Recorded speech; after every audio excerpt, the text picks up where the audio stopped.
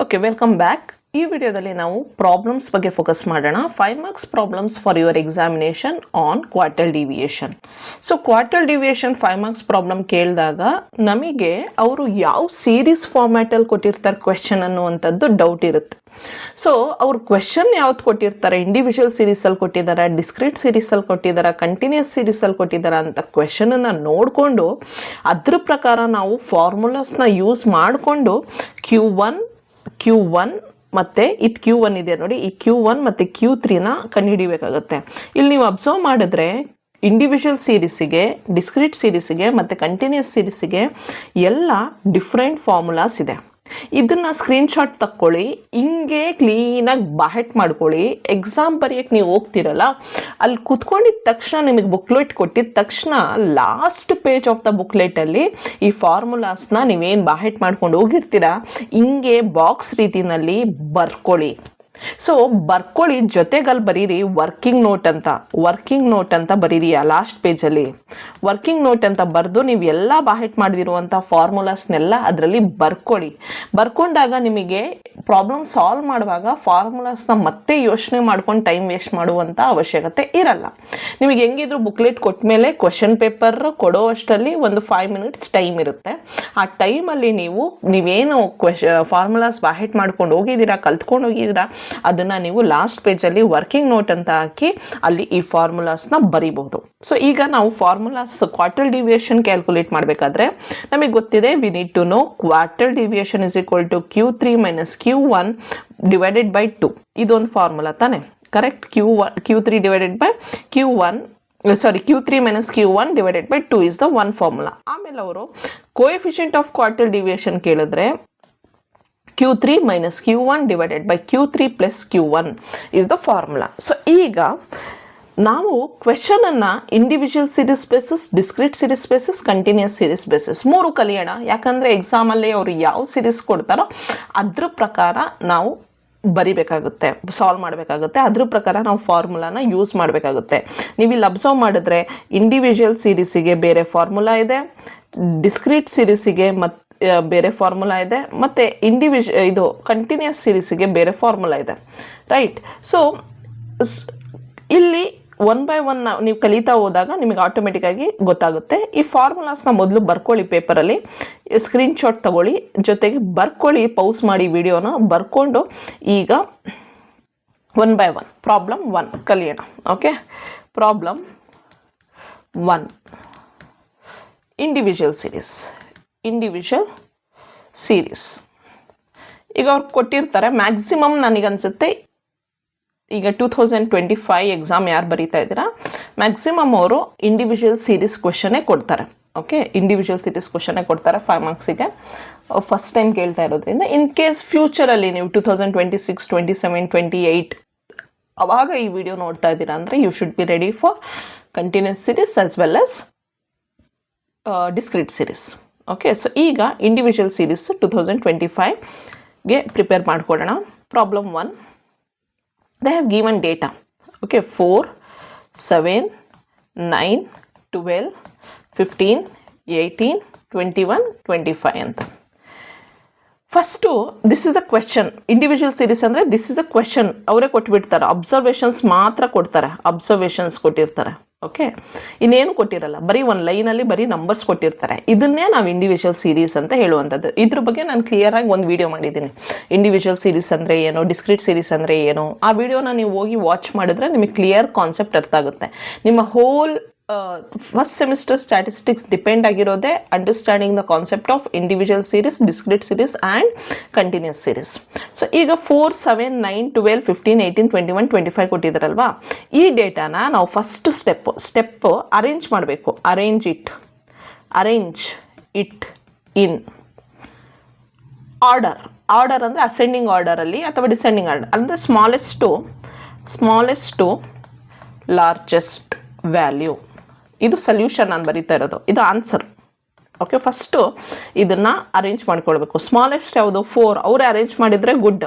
ಆಮೇಲೆ 7, ಆಮೇಲೆ 9, ಆಮೇಲೆ 12, ಆಮೇಲೆ 15, ಆಮೇಲೆ 18, 21, 25 ಅವರೇ ಅರೇಂಜ್ ಮಾಡಿದ್ದಾರೆ, ಗುಡ್. ಇಫ್ ಇನ್ ಕೇಸ್ ಅವ್ರು ಅರೇಂಜ್ ಮಾಡಿಲ್ಲ, ಹೆಂಗೆಂಗೋ ಕೊಟ್ಟಿದ್ದಾರೆ ಕ್ವಶನ್. ಈಗ ನೋಡಿ, ಫಸ್ಟ್ ಅವ್ರು 21 ಕೊಟ್ಟಿದ್ದಾರೆ, ಆಮೇಲೆ 4 ಕೊಟ್ಟವ್ರೆ, ಆಮೇಲೆ 12 ಕೊಟ್ಟವ್ರೆ, ಆಮೇಲೆ 15 ಕೊಟ್ಟವ್ರೆ, ಆಮೇಲೆ 25 ಕೊಟ್ಟವ್ರೆ. ಈ ರೀತಿ ಕೊಟ್ಟಾಗ ನಾವು ಅರೇಂಜ್ ಮಾಡಲೇಬೇಕಾಗುತ್ತಲ್ವಾ. ಸೊ ಫಸ್ಟ್ ನೀವು ಡೇಟಾನ ಅರೇಂಜ್ ಮಾಡ್ಕೊಳ್ಳಿ, ಫಸ್ಟ್ ಸ್ಟೆಪ್ಪು. ನೆಕ್ಸ್ಟ್, ಈಗ ಎಷ್ಟು ಐಟಮ್ಸ್ ಇದೆ, ಈಗ ನಮಗೇನು ಬೇಕು ಗೊತ್ತಾ, ಇಂಡಿವಿಜುವಲ್ ಸೀರೀಸ್ ಪ್ರಕಾರ Q1 ಕ್ಯಾಲ್ಕುಲೇಟ್ ಮಾಡಬೇಕು. Q1, ಓಕೆ, Q1 ಕ್ಯಾಲ್ಕುಲೇಟ್ ಮಾಡಬೇಕು ಫಸ್ಟ್, ಕರೆಕ್ಟಾ? Q1 ಇಸ್ ಈಕ್ವಲ್ ಟು ಏನು formula, n+1 divided by 4, n+1 divided by 4. Next ಏನು ಕ್ಯಾಲ್ಕುಲೇಟ್ ಮಾಡಬೇಕು, Q3 ಕ್ಯಾಲ್ಕುಲೇಟ್ ಮಾಡಬೇಕು. ಏನು formula, 3n+1 divided by 4.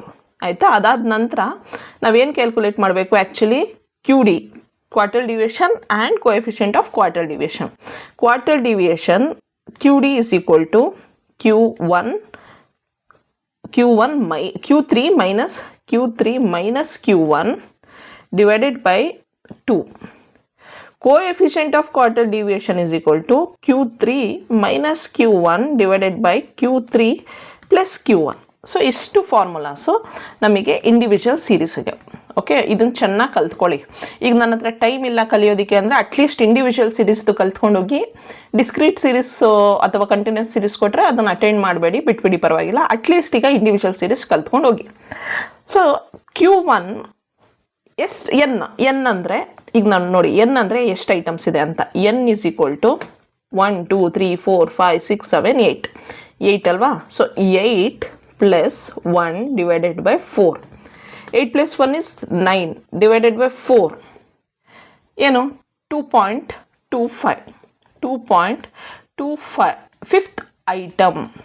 Okay, 2.25th item ಇರಲಿ, ಅದನ್ನು ಬರೆಯೋಣ ಅಂತೆ, ಆಮೇಲೆ ಹೆಂಗೆ ಅಂತ ಹೇಳ್ತೀನಿ ನಾನು ಅದನ್ನು. ಓಕೆ, ನೆಕ್ಸ್ಟ್ ಇಲ್ಲಿ 3, n is 8 + 1 divided by 4. 8 + 1 is 9. 3 into 9 divided by 4. 3 9s are 27 divided by 4. That is 6.75th item. Okay, so ಇಷ್ಟು ನಮಗೆ ಗೊತ್ತಾಯಿತು. ಈಗ ನಾವೇನು ಮಾಡಬೇಕು, ಯಾವ ವ್ಯಾಲ್ಯೂ 2.25th ಐಟಮ್ ಅದರಲ್ಲಿ ಬೀಳುತ್ತೆ ಅನ್ನುವಂಥದ್ದು ನೋಡಬೇಕು. ಇಲ್ಲಿ ಅಬ್ಸರ್ವ್ ಮಾಡಿದ್ರೆ 4 ಇಲ್ಲಿ ಲೆಫ್ಟ್ ಸೈಡಿಂದ ಇಲ್ಲಿ ಅಬ್ಸರ್ವ್ ಮಾಡಿದ್ರೆ ಇಲ್ಲಿ ಫಸ್ಟ್ ಐಟಮ್, ಸೆಕೆಂಡ್ ಐಟಮ್ ಆದಮೇಲೆ ಒಂದು ಐಟಮ್ ಅಂತೆ. ಎಕ್ಸಾಕ್ಟ್ಲಿ 2 ಅಂತ ಕೊಟ್ಟಿರ್ತಾ ಇದ್ರೆ ನಾವು 7 ಅಂತ ಡಿಸೈಡ್ ಮಾಡ್ಕೊಳ್ತಾ ಇದ್ವಿ. ಬಟ್ ಅವ್ನು 2.25 ಅಂತ ಕೊಟ್ಟವನಲ್ಲ ಅಲ್ವಾ. ಸೊ ಅದಕ್ಕೆ ನಾವೀಗ ಏನು ಮಾಡಬೇಕಂದ್ರೆ 2.25 ಅಂದರೆ ಏನು ಅಂತ ತಿಳ್ಕೊಳ್ಬೇಕು. ಸೊ ಈಗ 2.25 ಐಟಮ್ ಅಂದರೆ ನಾನು ಇಲ್ಲಿ ಬರೀತೀನಿ. 2.25th ಐಟಮ್ ಅಂದರೆ ಸೆಕೆಂಡ್ ಐಟಮ್ ಯಾವುದು, ಸೆಕೆಂಡ್ ನಂಬರ್ ಇಸ್ 7. ಓಕೆ, 2 ಆಗೋಯ್ತು. ಇನ್ನು ಉಳಿದಿರೋದೇನೋ 0.25 ತಾನೆ. ಓಕೆ, ಸೊ ಈಗ 9 ಇಲ್ಲಿ 9, ಈ 9 ಇದೆಲ್ಲ 9 - 7 ಇಷ್ಟನ್ನ ಮಾಡಬೇಕು. ಇಷ್ಟನ್ನ ಮಾಡಿದಾಗ ನಮಗೆ 7.5 ಅಂತ ನಂಬರ್ ಬರುತ್ತೆ. ಏನು ನಂಬರ್ ಬರುತ್ತೆ, 7.5 ಅಂತ. ಹೆಂಗೆ ಬರುತ್ತೆ ನೋಡಿ, ಫಸ್ಟ್ ನೀವೇನು ಮಾಡ್ತೀರಾ, 7 + 0.25 ಬರೀತೀರಾ. 0.25 ಹೆಂಗೆ ಬಂತು ಅಂದರೆ the difference between 2.25 second number is 7. Okay, but ಇನ್ನೂ 0.25 ಉಳಿದಿದೆ ಅಲ್ಲ, 2 ಏನೋ ಆಗೋಯ್ತು, ಇನ್ನೂ 0.25 ಉಳಿದಿದೆ. ಆ 0.25ನ ಇಲ್ಲಿ ಬರ್ಕೊಳ್ತೀರಾ. ಜೊತೆಗೆ 9 ಇಲ್ಲಿ ನಂಬರ್, ನೆಕ್ಸ್ಟ್ ನಂಬರ್ ಇರೋದು 9, ಅದಕ್ಕಿಂತ ಮುಂಚೆ ಇರೋದು 7. 9 - 7 is 7.5 ಅಂತ. ಈಗ ಇದಕ್ಕೆ ನೀವೇ ಬರೀರಿ, ಅವಾಗ ನಿಮಗೆ ಗೊತ್ತಾಗುತ್ತೆ. ಯಾವುದಕ್ಕೆ, ಸೆಕೆಂಡ್ ಇದಕ್ಕೆ 6.75ಗೆ. ಈಗ 6.75 ಬರೆಯೋದಾದರೆ ನಾನು ಇಲ್ಲಿ ಬರೀತೀನಿ. 6th ಐಟಮ್ ಯಾವುದು, 1 2 3 4 5 6th ಐಟಮ್ ಇಸ್ 18th ಆಯಿತು. ಇನ್ನು 0.75 ಉಳಿದಿದೆ, 0.75 ಹಂಗೆ ಬರೀತೀನಿ. ಓಕೆ, 18 ಆದಮೇಲೆ ಇದೆ 21 - 18 ಅದನ್ನು ಹಂಗೆ ಬರೀತೀನಿ. ಸೊ ಈಗ 18 + 0.75ನ ಆ್ಯಡ್ ಮಾಡ್ತೀನಿ. ಆ್ಯಡ್ ಮಾಡಿ 21 ಮೈನಸ್ ನೋಡಿ 18.075 18.75, sorry, 18.75, 21 minus 18 is 3. ಇದೆರಡನ್ನ ಮಲ್ಟಿಪ್ಲೈ ಮಾಡಿದ್ರೆ ನಮಗೆ ಒಂದು ನಂಬರ್ ಬರುತ್ತೆ.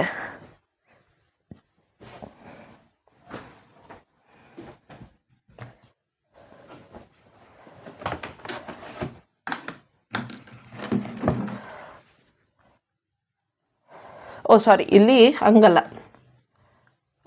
ಫಸ್ಟ್ ನಾವೇನು ಮಾಡಬೇಕು, ಇದನ್ನು ಬ್ರ್ಯಾಕೆಟಲ್ಲಿ ಇರೋದನ್ನ ತೆಗಿಬೇಕು. ಹಂಗೆ ಮಾಡಿದ್ರೆ ತಪ್ಪಾಗ್ಬಿಡುತ್ತೆ. ಓಕೆ, ಫಸ್ಟ್ ನಾವು ಬ್ರ್ಯಾಕೆಟಲ್ಲಿ ಇರೋದನ್ನು, ಇದು 0.75 ಹಂಗೆ ಬರೀರಿ. 21 minus 18 is 3. ಸೊ ಈಗೇನು ಮಾಡಬೇಕು, 18 ಹಂಗೆ ಇರಲಿ. ಈ 0.75ನ 3 ಜೊತೆ ಮಲ್ಟಿಪ್ಲೈ ಮಾಡಿದ್ರೆ ನಿಮಗೆ 2.25 ಬರುತ್ತೆ. So 18 plus 2.25 is 20. Correct? 20.25 is the number ಇದಕ್ಕೆ 6th ಇಲ್ಲಿಗೆ. ಸೊ ಅಂದರೆ ಅರ್ಥ 18 ಮತ್ತು 21ನ ಮಧ್ಯದಲ್ಲಿ ಯಾವುದೋ ಒಂದು ನಂಬರ್ ಇದೆ, ಆ ನಂಬರ್ 20.25 ಅಂತ ಹೇಳ್ತಾ ಇದೆ. So answer is 20.25. ಇಲ್ಲೂ ಅಷ್ಟೇ, ನೀವೇನು ಮಾಡ್ತೀರಾ, 7 ಹಂಗೆ ಬರ್ಕೊಳ್ತೀರಾ, ಈ 0.25 ಹಂಗೆ ಬರೀತೀರಾ. 9 minus 7 is 2. ಈಗ ಫಸ್ಟು 0.25ನ 3 ಜೊತೆ 2 ಜೊತೆ ಮಲ್ಟಿಪ್ಲೈ ಮಾಡ್ತೀರಾ, ನಿಮಗೆ 7 ಪ್ಲಸ್ 0.5 ಬರುತ್ತೆ. ಆವಾಗ ನೀವು ಅದನ್ನು ಆ್ಯಡ್ ಮಾಡಿದ್ರೆ 7.5 ಬರುತ್ತೆ. So this is how you calculate this. ಇದೇನು ಕಷ್ಟ ಇಲ್ಲ. ಯಾಕಂದರೆ ಇಲ್ಲಿ ಯಾಕೆ ನಿಮಗೆ ಕಷ್ಟ ಅನ್ನಿಸ್ತಾ ಇದೆ, ಪಾಯಿಂಟ್ ಬಂತು ಅಂತ. ಪಾಯಿಂಟ್ ಇಲ್ಲ ಅಂದರೆ ಸಿಂಪಲ್ ಕ್ವೆಶನ್ ಕೊಟ್ಟಿದ್ರೆ ಅವರು ನಿಮಗೇನು ಕಷ್ಟ ಅನಿಸಲ್ಲ. ಓಕೆ, ಮ್ಯಾಕ್ಸಿಮಮ್ ಪಾಯಿಂಟ್ ಬರೋ ರೀತಿ ಕ್ವೆಶನ್ ಕೊಟ್ಟಿರಲ್ಲ. ನಾನು ಹೇಳ್ತೀನಿ, ಅದು ಇನ್ನೊಂದು ಪ್ರಾಬ್ಲಮ್ ಮಾಡ್ತೀವಲ್ಲ, ಅದು ಅವಾಗ ನಿಮಗೆ ಅರ್ಥ ಆಗುತ್ತೆ. ಇದು ನಿಮಗೆ ಅರ್ಥ ಆಯಿತು ಅಂದರೆ ಯು ಆರ್ ಡನ್ ಅಂತ. ಈಗ ನಮಗೆ Q1 ಸಿಕ್ತು, Q3 ಸಿಕ್ತು. It's so simple. ಈಗ ನಮ್ಮ ಹತ್ರ Q1 ಇದೆ. Q1 ಎಷ್ಟು, Q3 ಎಷ್ಟು? ಫಸ್ಟು Q3 ಅಲ್ವಾ ನಮಗೆ ಬೇಕಾಗಿರೋದು. Q3 is 20.25, Q1 is 7.5 divided by 2. ಈಗ 20.25 minus 7.5 is 12.75 divided by 2 divided by 2. 6.375 is the answer. Quarter deviation ಸಿಕ್ತು ನಮಗೆ. ಈಗ coefficient of quarter deviation. Q3 is 20.25 minus Q1 is 7.5 divided by 20.25 plus 7.5. So ಈಗ ಇಲ್ಲೇನು ಬರುತ್ತೆ, 12.75. ಇಲ್ಲೇನು ಬರುತ್ತೆ, 20.25 plus 7.5 is 27.75. ಇದೆರಡನ್ನ ಡಿವೈಡ್ ಮಾಡಿದ್ರೆ 12.75 ಡಿವೈಡೆಡ್ ಬೈ 27.75 ಮಾಡಿದ್ರೆ ಯು ವಿಲ್ ಗೆಟ್ 0.459 ಸಮಥಿಂಗ್ ಬರುತ್ತೆ. We can say 0.46 also, anything. ಸ್ವಲ್ಪ ಅಷ್ಟರಲ್ಲಿ 0.4 ಅಷ್ಟು ಆನ್ಸರ್ ಬಂದರೆ you have done the solution ಅಂತ ಅಷ್ಟೇ. ಇದಕ್ಕೆ you will get 5 marks. 5 marks question ಇದು. ಸೊ ಸಿಂಪಲ್ಲಾಗಿ ಇನ್ನೊಂದು ಪ್ರಾಬ್ಲಮ್ ಮಾಡೋಣ. ಸೊ ಆವಾಗ ನಿಮಗೆ ಕನ್ಫ್ಯೂಷನ್ ಇರಲ್ಲ. ಇನ್ನೊಂದು ಪ್ರಾಬ್ಲಮ್ ನೋಡಿ, ಸಿಂಪಲ್ಲಾಗಿ ವಿತೌಟ್ ಎನಿ ಪಾಯಿಂಟ್ಸ್ ಇಲ್ದಲೇ ಬರುವಂತಹ ಒಂದು ಕ್ವೆಶನ್ ತಗೊಳ್ಳೋಣ. ಓಕೆ, ಕ್ವೆಶನ್ 2 ಇನ್ ಇಂಡಿವಿಜುವಲ್ ಸೀರೀಸ್ ಓನ್ಲಿ. ಡೇಟಾ ಅವ್ರು ಕೊಟ್ಟಿರ್ತಾರೆ, ಇದು Q2 ಅಂತ. ಓಕೆ, ನಾನು Q2 ಅಂತ ಬರ್ತಿದ್ದೀನಿ ಅಂತ ನೀವು ಕ್ವಾರ್ಟರ್ ಡಿವಿಷನ್ 2 ಅಂದ್ಕೊಳ್ಬೇಡಿ. ಕ್ವೆಶನ್ ನಂಬರ್ 2, ಇದು ಕ್ವೆಶನ್ ನಂಬರ್ 1. ಓಕೆ, ಇದು ಮೇಲ್ ಮಾಡಿದ್ದು ಕ್ವೆಶನ್ 1, ಪ್ರಾಬ್ಲಮ್ 1. ಈಗ ನಾವು ಮಾಡ್ತಾ ಇದ್ದೀವಿ ಪ್ರಾಬ್ಲಮ್ 2. ಇಂಡಿವಿಜುವಲ್ ಸೀರೀಸ್ ಅಲ್ಲ, individual series. Okay, individual series. ಈಗ ನೋಡಿ, ಸಿಂಪಲ್. ಅವ್ರು ಕ್ವೆಶನಲ್ಲಿ ಕೊಟ್ಟಿದ್ದಾರೆ ನಂಬರ್ಸು, ಡೇಟಾ ಕೊಟ್ಟಿದ್ದಾರೆ. ಡೇಟಾ 10, 14, 18, 22, 26, 30 ಆ್ಯಂಡ್ 34 ಇಷ್ಟೇ ಡೇಟಾ ಕೊಟ್ಟಿದ್ದಾರೆ. ಸೊ ಈಗ ನಾನು ಸೊಲ್ಯೂಷನ್ ಏನು ಮಾಡ್ತೀನಿ, ಫಸ್ಟು ಅರೇಂಜ್ ಮಾಡ್ಕೊಳ್ತೀನಿ. Arrange it smallest to largest. ನೀವು ಲಾರ್ಜೆಸ್ಟ್ ಟು ಸ್ಮಾಲೆಸ್ಟ್ ಆದರೂ ಮಾಡ್ಕೊಳ್ಬೋದು, ಏನು ಮಾಡ್ಕೊಂಡ್ರು ಒಂದೇ. Arrange it in smallest to largest. Okay, done. Smallest to largest check ಮಾಡ್ತೀನಿ ನಾನು. ಹೆಂಗೆ ಅರೇಂಜ್ ಮಾಡ್ತೀನಿ, ಫಸ್ಟ್ 10 ಸ್ಮಾಲ್, ಅದಾದಮೇಲೆ 14, 18, 22, 26, 30, 34 ಅವರೇ ಕೊಟ್ಟಿದ್ದಾರೆ, ಅರೇಂಜ್ ಮಾಡಿದ್ದಾರೆ. ಓಕೆ, ಇಲ್ಲ ಅಂದರೆ ಅರೇಂಜ್ ಮಾಡಿಲ್ಲ ಅಂದ್ಕೊಳ್ಳೋಣ, ನಾವು ಅಂದ್ಕೊಳ್ಳೋಣ ಅವ್ರು ಅರೇಂಜ್ ಮಾಡಿಲ್ಲ, ಕ್ವೆಶನನ್ನು ಹಿಂಗೆ ಕೊಟ್ಟಿದ್ದಾರೆ ಅಂತ ಅಂದ್ಕೊಳ್ಳೋಣ. ಓಕೆ, 10, 26, 34, 30 ಯಾವುದೋ ನಂಬರ್ ಬಿಟ್ಟೆ, 14 ಇದೆ, 10 ಇದೆ, 18 ಇದೆ, 22. ಓಕೆ, ಸೊ ಈ ರೀತಿ ಕ್ವೆಶನ್ ಕೊಟ್ಟಿದ್ದಾರೆ ಅಂತ ಅಂದ್ಕೊಳ್ಳೋಣ. ಈಗ ನೋಡಿ, ಈ ರೀತಿ ಕ್ವೆಶನ್ ಕೊಟ್ಟಾಗ ನಾವು ಅದನ್ನು ಅರೇಂಜ್ ಮಾಡ್ಕೊಳ್ಬೇಕಲ್ವಾ. ಸ್ಮಾಲೆಸ್ಟ್ ಯಾವುದು ಇದರಲ್ಲಿ 10, ಅದಾದಮೇಲೆ 14, ಅದಾದಮೇಲೆ 18, ಅದಾದಮೇಲೆ 22, ಅದಾದಮೇಲೆ 26, ಅದಾದಮೇಲೆ 30, 34. ಅವ್ರು ಕ್ವೆಶನ್ ಕೊಟ್ಟಿರೋದನ್ನು ನಾವು ಅರೇಂಜ್ ಮಾಡ್ಕೊಳ್ಬೇಕು ಸ್ಮಾಲೆಸ್ಟ್ ಟು ಲಾರ್ಜೆಸ್ಟ್. ಆಯಿತು, ಈಗ ಕ್ವೆಶನ್ ಕೊಟ್ಟು ಅದನ್ನು ಅರೇಂಜ್ ಮಾಡ್ಕೊಂಡ್ಮೇಲೆ ಮತ್ತೆ ನಾನು ಕ್ವೆಶನ್ ಪೇಪರ್ನ ನೋಡಲ್ಲ. ಈಗೇನು ನನಗೆ ಬೇಕಾಗಿರೋದು ಫಾರ್ಮುಲಾ ಸೊಲ್ಯೂಷನಿಗೆ, ಕರೆಕ್ಟ್ ಸೊಲ್ಯೂಷನ್. ಓಕೆ, ಫಸ್ಟ್ ನಾವೇನು ಕಂಡುಹಿಡಬೇಕು, Q1. ನೆಕ್ಸ್ಟ್ ಏನು ಕಂಡುಹಿಡಬೇಕು, Q3. ಆಮೇಲೆ ಏನು ಕಂಡುಹಿಡಬೇಕು, ಕ್ವಾರ್ಟಲ್ ಡಿವಿಯೇಷನ್. ಆಮೇಲೆ ಏನು ಕಂಡುಹಿಡಬೇಕು, coefficient of quartile deviation. Okay, Q1 formula ಏನು, Q1 formula is n+1 divided by 4. n+1 divided by 4. Q3 formula ಏನು, 3, ಅದೇ n+1 ಡಿವೈಡೆಡ್ ಬೈ 4 ಪಕ್ಕದಲ್ಲಿ ಇಲ್ಲಿ 3 ಹಾಕ್ಕೊಳ್ಬೇಕು ಅಷ್ಟೇ ಮೇಲೆ. Okay, next quartile deviation formula ಏನು, Q3 minus Q1 divided by 2, correct. Okay, next coefficient of quartile deviation Q3 minus Q1 divided by Q3 plus Q1. ಇಷ್ಟೇ formulas, ಇಷ್ಟು ಫಾರ್ಮುಲಾಸು. ಈಗ ನೋಡಿ ಈಸಿಯಾಗಿ ಮಾಡಿಬಿಡೋಣ. ಇಲ್ಲಿ n ಎಷ್ಟು ಅಂತ ನೋಡೋಣ. n is equal to 1 2 3 4 5 6 7. n is 7. So n is 7 plus 1 divided by 4. 7 plus 1 is 8 by 4 is 2. Second item. ಈಗ ನೀವು ಹೇಳಿ second item. Okay, next 3. 7 plus 1 divided by 4.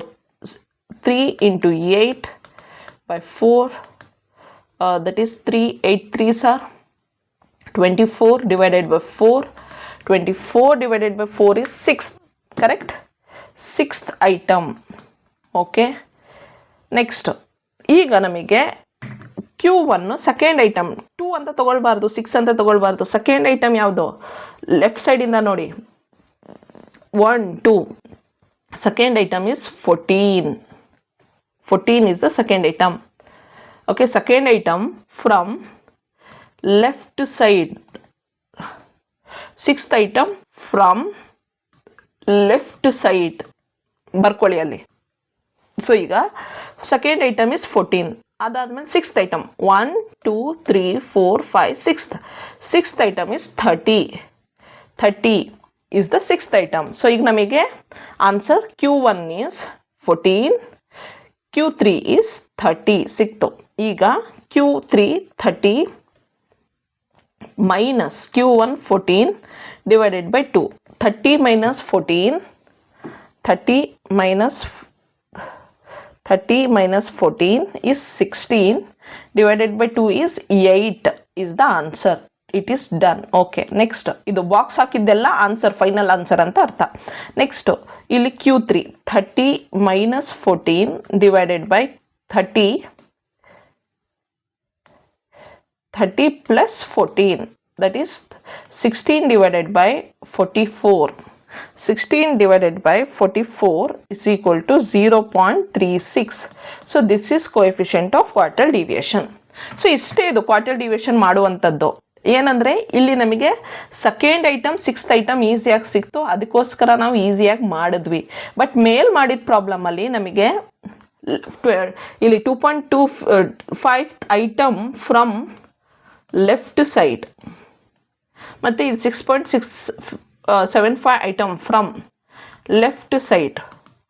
ಇದೇನಾಯಿತು ಅಂದರೆ ನಮಗೆ ಸ್ವಲ್ಪ ಯೋಚನೆ ಮಾಡೋ ರೀತಿ ಮಾಡ್ತು, ಅದಷ್ಟೇ. ಓಕೆ, ಸೊ ಈ ಪ್ರಾಬ್ಲಮ್ನ ನೀವು ಕಲ್ತ್ಕೊಳ್ಳಿ, ಎಕ್ಸಾಮಿನೇಷನಿಗೆ ನಿಮಗೆ ತುಂಬ ಹೆಲ್ಪ್ ಆಗುತ್ತೆ. ಇದೇ ರೀತಿ ಪ್ರಾಬ್ಲಮ್ಸನ್ನು ನೀವು ಸಾಲ್ವ್ ಮಾಡಬೇಕು. Okay, thank you.